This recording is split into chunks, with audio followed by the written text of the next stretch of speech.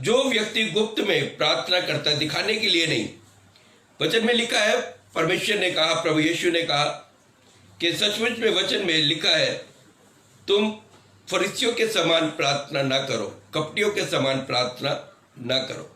तो इस समय प्रार्थना हमारी जो है, आपको मालूम है, गुप्त में की गई प्रार्थना। गुप्त का मतलब है कि सिर्फ परमेश्वर हमारे मन को जांचता है कि हम क्या है, कैसे हैं। तो आज की प्रार्थना, ये विषय प्रार्थना का है कि गुप्त में की गई प्रार्थना, क्या परमेश्वर हमारी प्रार्थना को सुनता है या जवाब देता है। आप जानते हैं कि हमारी प्रार्थना का जवाब कितनी बार नहीं मिलता।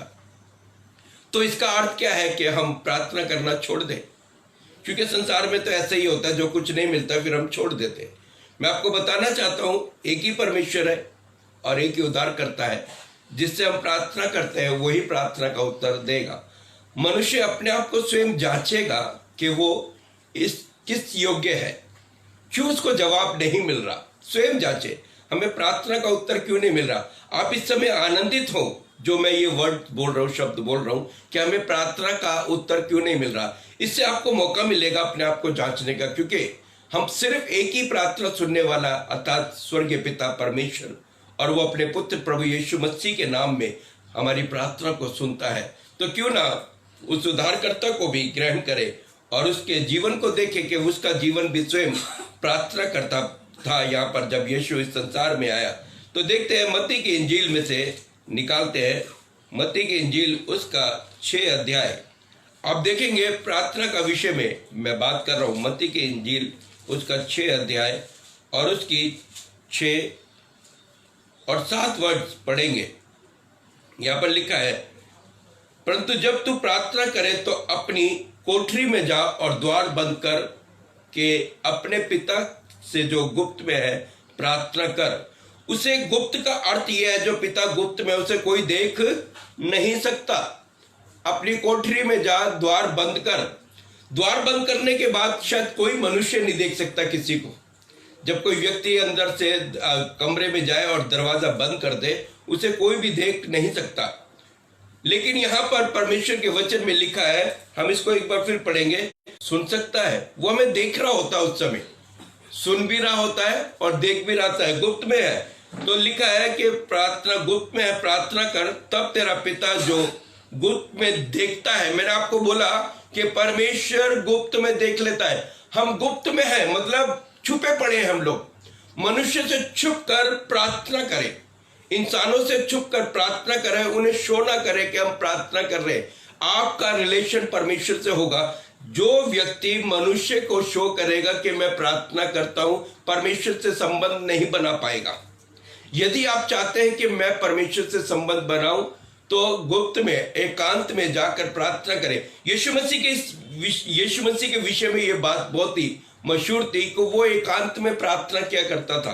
अपने चेलों को छोड़ जाता था और बिठा देता था और आगे चला जाता था। वो जंगल में जाके प्रार्थना। मुझे लगता है वचन में इससे बड़ा उदाहरण कोई भी नहीं है जो प्रभु यीशु मसीह के विषय में दिया जाए। ऐसे ही हम भी करें, क्योंकि उस समय मुझे लगता है यीशु मसीह के पास तो घर ही नहीं था। वो कहाँ बेचारा गुप्त में जाता, बेचारा नहीं, वो कहाँ गुप्त में जाता, वो कहाँ पर जाता, वो जंगल में जाता, वो जंगलों में गया, गुप्त स्थानों पर गया, ऐसी जगहों पर गया। वहां पर अपने पिता से उसने क्या की, प्रार्थना की। आपको मालूम है, प्रार्थना के द्वारा पिता से संबंध बनता है। हमें आनंदित होना चाहिए कि हम किसी को ना दिखाएं और सिर्फ परमेश्वर जाने कि हम गुप्त में क्या कर रहे हैं, प्रार्थना कर रहे हैं। इसमें लिखा है कि गुप्त में तेरा प्रार्थना कर, तब तेरा पिता जो गुप्त में देखता है तुझे प्रतिफल देगा। प्रार्थना का प्रतिफल ऐसे मिलता है। हमें लगता है हमारी प्रार्थना का उत्तर क्यों नहीं मिल रहा।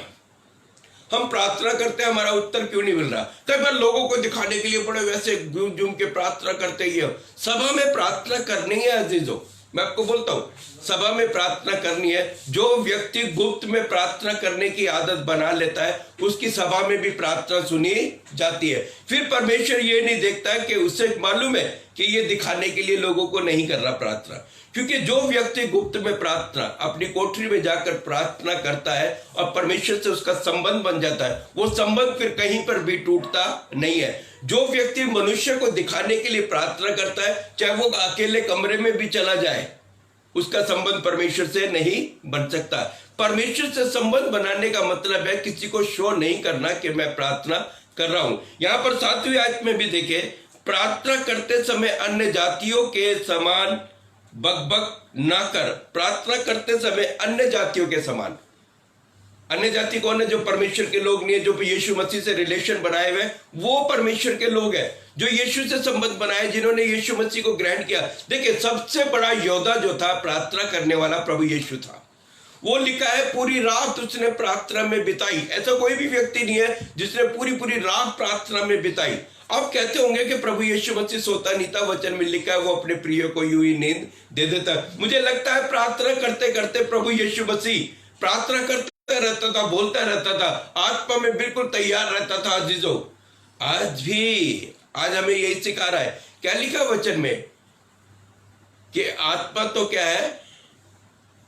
तैयार है, शरीर ही कमजोर रहता है। बेशक शरीर में, आपको मालूम है कि आत्मिक लोग सोते समय भी प्रार्थना करते हैं, क्योंकि वो आत्मा में जागे रहते हैं हर समय। लिखा है, यीशु ने कहा जागते रहो और प्रार्थना करते रहो। मैं आपको एक बात बताना चाहता हूं, जब गतसमनी के बाग में प्रभु यीशु मसीह प्रार्थना कर रहा था, गतसमनी के बाग में, हम उसको देख लेते हैं। पहले ये क्लियर करते हैं, प्रार्थना करते समय अन्य जातियों के समान बकबक ना करो, क्योंकि वे समझते हैं कि उनके बहुत बोलने से उनकी सुनी जाएगी। अधिक बोलने से सभा में कोई भी लंबी प्रार्थना ना करे। बड़ी बड़ी प्रार्थना करते सभा में नहीं, अधिक बोलने से उनकी सुनी जाएगी।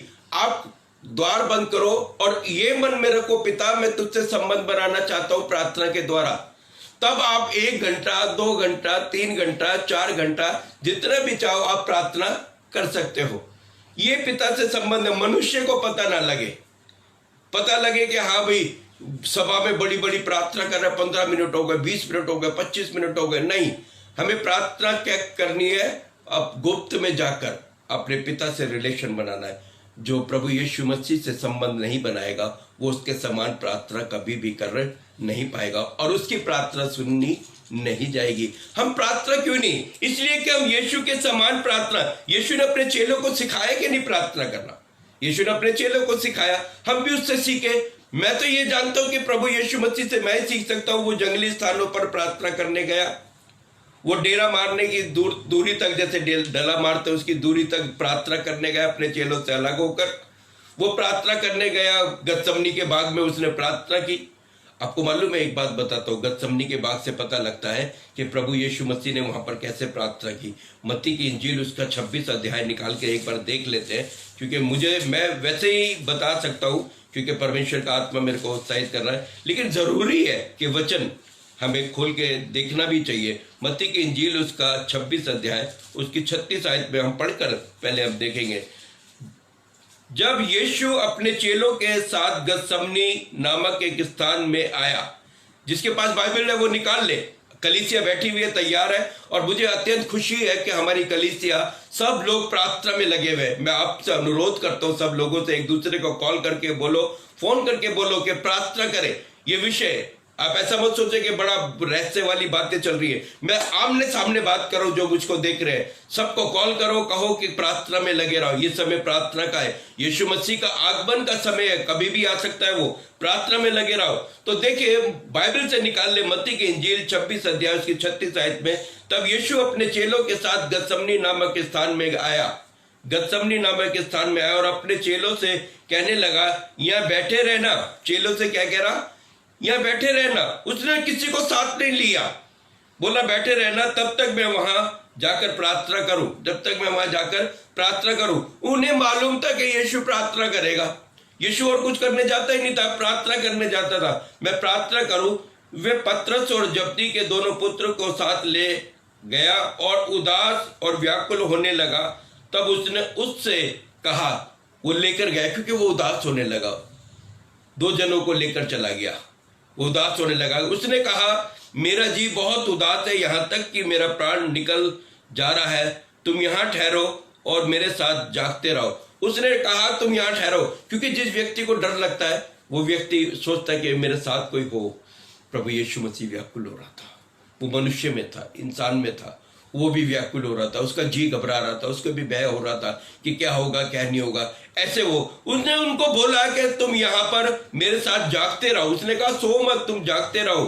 फिर वह थोड़ा और आगे बढ़ा और मुंह के बल गिरा और ये प्रार्थना की। सुने, उसने देखा कि मेरे साथ कोई भी नहीं है इस समय, चेले सो गए थे, सिर्फ यीशु जाग रहा था। उसने देखा मेरे साथ कोई नहीं है, सिर्फ मेरे साथ पिता है।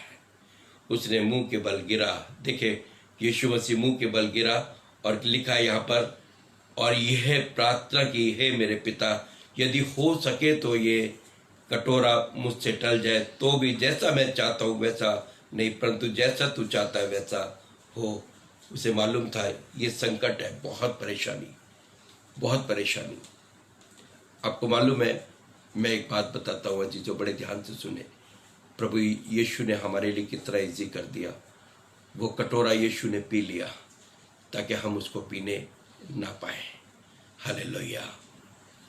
आज उस समय यीशु मौत की तरफ जा रहा था, क्रूस उसको मिलने वाला था, ये भविष्यवाणी हो चुकी थी, मिलने वाला था। आज हमारे जीवन में संकट है, ये बीमारियां हैं, इससे भी प्रभु यीशु मसीह हमको दूर रखेगा। हालेलुया। इससे भी यीशु मसीह दूर रखेगा, क्योंकि अब हम वो कटोरा नहीं पी सकते, क्योंकि प्रभु यीशु मसीह ने हमें वो कटोरा पिला दिया जो जीवन है। हालेलुया। हम उसके लहू में से पी रहे हैं, उसके लहू को हम पी रहे हैं। यहां पर ये वचन वो कहता है तो भी जैसा मैं चाहता हूं वैसा नहीं, परंतु जैसा तू चाहता है वैसा ही हो। उसने अपनी इच्छा प्रकट नहीं की, परमेश्वर की इच्छा। उसने कहा मुझे प्रॉब्लम है, मुझे समस्या है। वो प्रार्थना कर रहा था, और क्या क्या प्रार्थना में कर रहा होगा ये मालूम नहीं। वो बहुत प्रार्थना कर रहा था गतसमनी बाग में। देखते हैं जिन्होंने परमेश्वर का ज्ञान नहीं जाना, परमेश्वर को नहीं जाना, वो उसके पास इस समय मौका है कि वो परमेश्वर को जान सकता है। हम पहला राजा और उसकी 18 अध्याय में देखते, आपके पास मौका है इसमें परमेश्वर को जानने का। ये बताता है, देखो, जिन्होंने परमेश्वर का ज्ञान नहीं जाना, नहीं समझा परमेश्वर को, वो समझ सकता है। पहला राजा 18 अध्याय और उसकी 25 आयत में लिखा है, ध्यान से जिसके पास वचन है वो निकाल ले। पहला राजा उसकी 25 अध्याय 18 अध्याय सॉरी पहला राजा 18 अध्याय 25 आयत से। और एलिय्याह ने बाल के नबियों से कहा, पहले तुम एक बछड़ा चुनकर तैयार कर लो, क्योंकि तुम जो बहुत हो वो अपने देवता से प्रार्थना करना, बहुत आग ना लगाना। वो कहता है प्रार्थना। मैं आपको छोटा शॉर्टकट में बता देता हूं। एलिया और बाल के पुजारी, ये क्या था, परमेश्वर को भेंट चढ़ाने के लिए दे रहे थे, बलि चढ़ाने के लिए दे रहे थे। तो इन्होंने आपस में बातचीत की। एलिया का परमेश्वर जो स्वर्ग का परमेश्वर है, और बाल के पुजारी जो देवी देवता है, बाल के पुजारी है, वो उन्होंने पहले प्रार्थना की। एलिया ने कहा पहले तुम अपने ईश्वर से प्रार्थना करो। देखिए किसकी भेंट कबूल होती है, किसकी भेंट। मैं आपको बताना चाहता हूं, फिर से एक बात सुने, सब कुछ बातें सही आपने सुन रखा होगा। एलिया जो है गुप्त में प्रार्थना करता था परमेश्वर से। परमेश्वर से उसका संबंध प्रार्थना के द्वारा निरंतर रहता था। तो वो खुले में लोगों के पास गया। मैंने आपको बोला था, जब आप संबंध परमेश्वर से एकांत में बनाएंगे तो सभा में भी जाकर परमेश्वर आपकी प्रार्थना को सुनेगा। हालेलुया।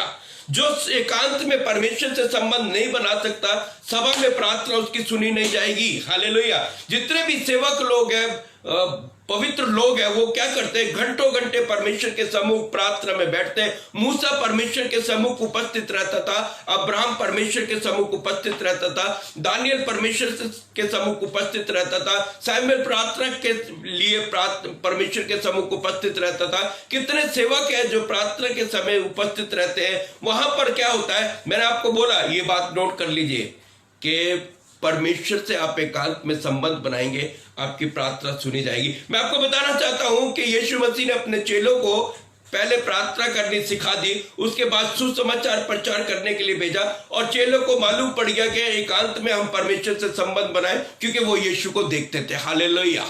आज अपने सेवकों को देखो कि सेवक क्या प्रार्थना करते हैं। सेवक प्रार्थना करते हैं, सेवक जो प्रार्थना करते हैं तभी सभा में आकर वो वचन को क्लेम करते हैं और प्रार्थना करते हैं, तभी कार्य होता है। हालेलुया। मैंने आपको बता चुका हूं अजीजों, यहां पर एलिया जो था वो बाल के पुजारियों से यही बात हो रही थी। अब एलिया को कोई चिंता नहीं थी क्योंकि वो संबंध बनाया था। बाल के पुजारी क्या करते, दिखाने के लिए प्रार्थना करते हैं और शोर बचाते हैं, कोड़े मार रहे अपने, ये मार रहे अपने को, पीट रहे कि हमारी प्रार्थना सुन, प्रार्थना सुन। कोई परमेश्वर हो तो उनका सुनेगा ना, क्योंकि दिखाने के लिए कोई भी परमेश्वर प्रार्थना नहीं सुनता।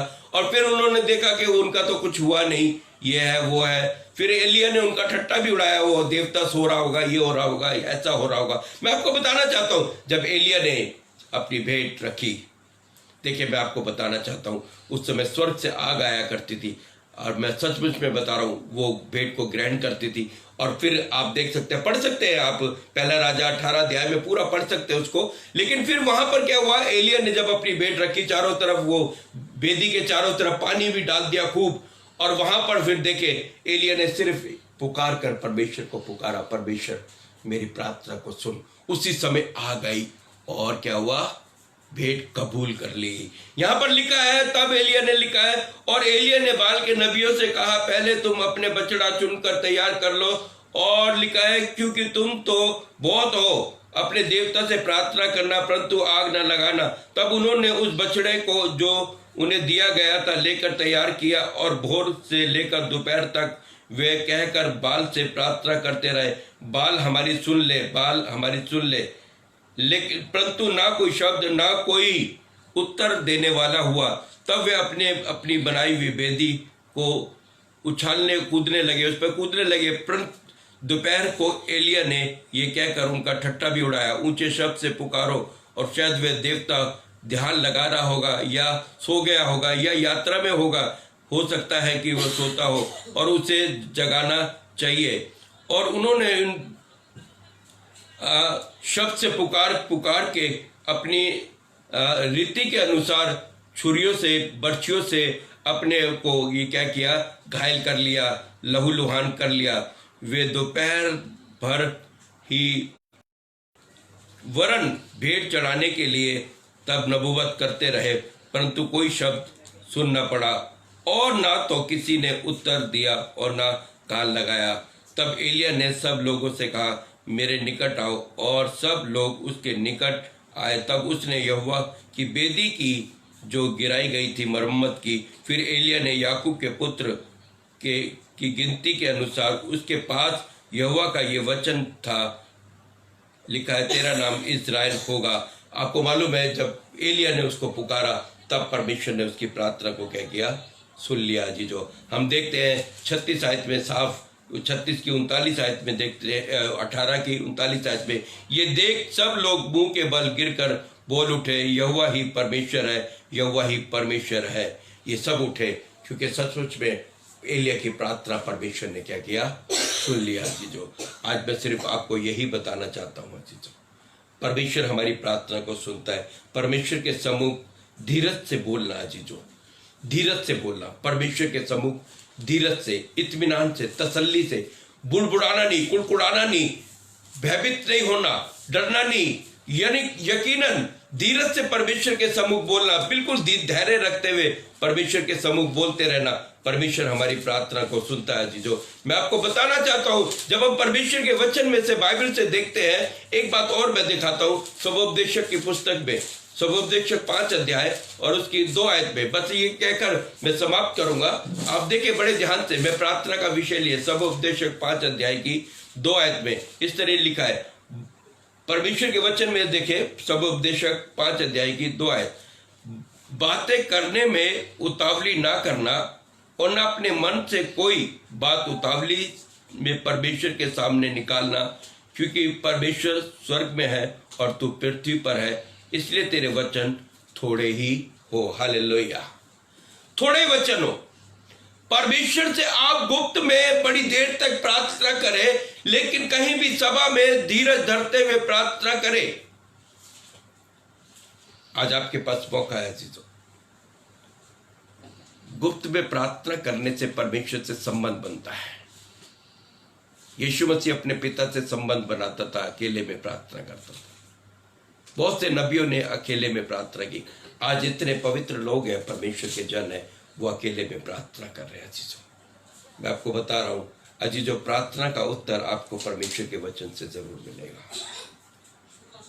परमेश्वर ने प्रतिज्ञा किया उनके लिए जो परमेश्वर से संबंध बनाते हैं प्रार्थना के द्वारा। आप उठाकर देख सकते हैं कितने लोग प्रार्थना करते थे।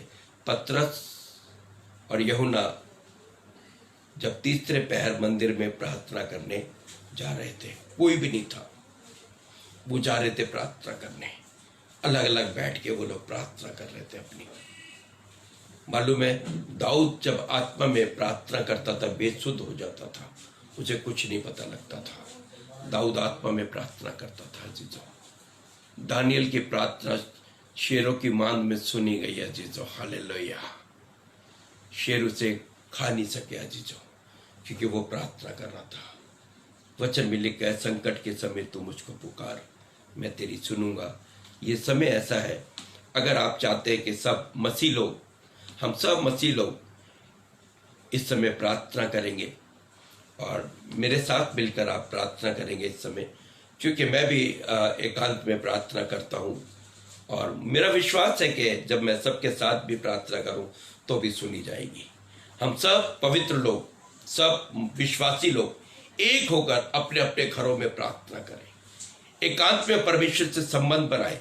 एक बार सभा के साथ, अपने पूरे परिवार के साथ प्रार्थना करें, फिर अलग अलग गुप्त में प्रार्थना करें, रात को प्रार्थना करें, सुबह जल्दी उठ के भोर के समय वचन में लिखा है प्रार्थना करें। लिखा है भोर के समय कोई तड़के मुझको ढूंढता तो वो मुझे पा लेता है। ये ऐसा लिखा है परमेश्वर के वचन में। आज मैं आपको बताना चाहता हूं प्रार्थना के विषय में कि हम परमेश्वर से प्रार्थना करें। आइए अपनी आंखों को बंद करेंगे, हम प्रभु से सम्मुख रहकर प्रार्थना करें। मैंने बोला है जितने लोग गुप्त में प्रार्थना करते हैं उनकी सभा में भी प्रार्थना सुनी जाती है। इतने लोगों के आगे एलिया की प्रार्थना सुनी गई और स्वर्ग से आग आकर उस भेंट को कबूल किया। बहुत लोग थे, बहुत लोग, हजारों लोग खड़े थे जब एलिया ने प्रार्थना की। अजीजों, आज भी मैं आप लोगों के सामने प्रार्थना करने जा रहा हूँ। मेरा विश्वास है कि मेरी प्रार्थना भी सुनी जाएगी, क्योंकि मैं भी परमेश्वर से संबंध बनाता हूँ एकांत में। आप भी एकांत में संबंध बनाए, अधिक से अधिक अलग रहकर प्रार्थना करें। परमेश्वर आपकी प्रार्थना को सुनेगा। अपनी आंखें बंद करेंगे। आइए। सामर्थ्य, दयालु, अनुग्रहकारी परमेश्वर, धन्यवाद के साथ आपके सम्मुख आते हैं खुदा। मैं इस समय पूरी दुनिया के लिए प्रार्थना करता हूँ। ऐसी कंट्रीज प्रभु, इटली के लिए, फ्रांस के लिए, स्पेन के लिए, अमेरिका के लिए, इराक के लिए, ईरान के लिए प्रभु, कनाडा के लिए, इंग्लैंड के लिए, जर्मनी के लिए, फ्रांस के लिए प्रभु प्रार्थना करता हूँ खुदावंद। ब्राजील के लिए, अर्जेंटीना के लिए प्रार्थना करता हूँ प्रभु प्रार्थना करता हूँ चाइना के लिए। ये आज इस बीमारी की लपट में है प्रभु। हिंदुस्तान के लिए, पाकिस्तान के लिए प्रार्थना करता हूँ प्रभु, श्रीलंका के लिए प्रभु जी, और जितनी भी कंट्रीज है प्रभु पूरे वर्ल्ड में, उन सब के लिए प्रार्थना करते। मेरे साथ लोग सब सम्मिलित है प्रभु, हम सब एकपन होते प्रभु प्रार्थना में। स्वर्गीय पिता, ये प्रभु कोरोना वायरस जैसी बीमारी यीशु मसीह के पवित्र और सामर्थ्य नाम में सब एकपन होकर इस बीमारी को यीशु मसीह के पवित्र और सामर्थ्य नाम में दूर करते हैं प्रभु। ये नाम इतना सामर्थ्य नाम है कि प्रभु जब ये नाम किसी भी जगह पर लिया जाता है वहां पर कार्य होता है। इस स्थान पर कार्य हो प्रभु, कार्य हो प्रभु। ये बीमारी चली जाए in the name of Jesus Christ, यीशु मसीह के पवित्र नाम में। तमाम लोग प्रभु आपसे प्रार्थना में संबंध बनाए पिता। मैं प्रार्थना करता हूँ उन विश्वासियों के लिए जो आप पर भरोसा रखते प्रभु, सिर्फ और सिर्फ उद्धारकर्ता प्रभु यीशु पर भरोसा रखते, वो कभी लज्जित नहीं होंगे प्रभु। उन पर कोई भी महामारी ना आई। तेरा वचन प्रभु जी निर्गमन 15:26 में तूने कहा, वचन में लिखा है कि जो रोग मैंने मिस्र पर भेजे तुम पर एक भी ना भेजूंगा। मैं प्रार्थना करता हूँ विश्वासी लोगों के लिए खुदा, जो आपसे प्रार्थना के द्वारा संबंध बना रहे, जो आपके वचन पर भरोसा रखते, जो आपके वचन पर प्रभु जी विश्वास करते खुदावत, वो कभी लज्जित नहीं होंगे।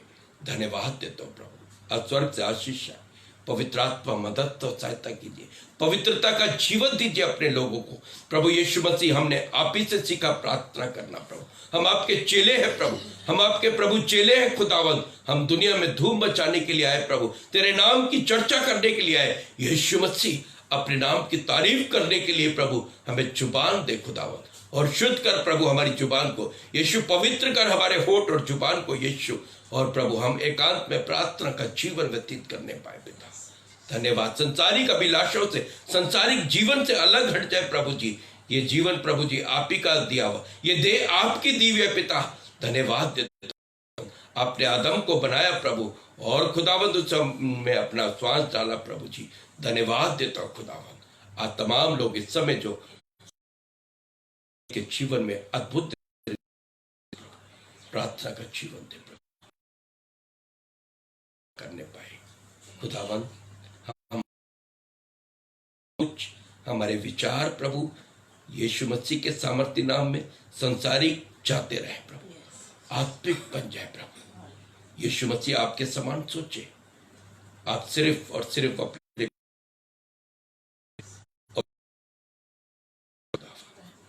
धन्यवाद। आपकी प्रार्थना ने पूरी दुनिया को बचा लिया प्रभु। आपने लहू बहा दिया खुदावंद, लहू बहा दिया। आपने कहा यदि ये बिना पिए नहीं टल सकता तो प्रभु तेरी इच्छा पूरी हो।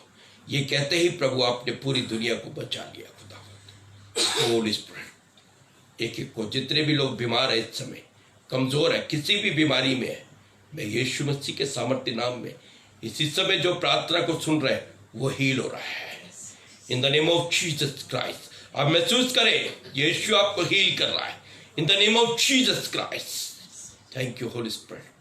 हील हो जाओ सबके सब। आपकी आत्मा तंदुरुस्त हो जाए, गलत विचार निकल जाए, मन आनंदित हो जाए यीशु मसीह के पवित्र और सामर्थ्य नाम में। आमीन, आमीन, आमीन। सबको जय मसीह की।